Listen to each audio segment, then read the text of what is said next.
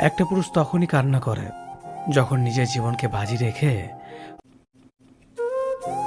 একটা পুরুষ তখনই কান্না করে যখন নিজের জীবনকে বাজি রেখে পরিবারের জন্য কঠোর পরিশ্রম করে যায়, অথচ তাকে বোঝার মতো কেউ থাকে না।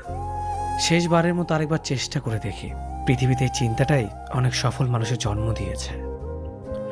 অভাব আর অভিযোগ এমন একটা জিনিস যা অন্যের কাছে না বলাটাই ভালো।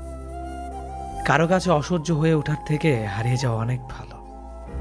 বন্ধুত্ব কখনো হারায় না, হারিয়ে যায় সেই মানুষটি যে বন্ধুত্বের মূল্য দিতে পারে না। মন খারাপ হতে বড় কোনো কারণ লাগে না, ছোট্ট একটা কারণই যথেষ্ট।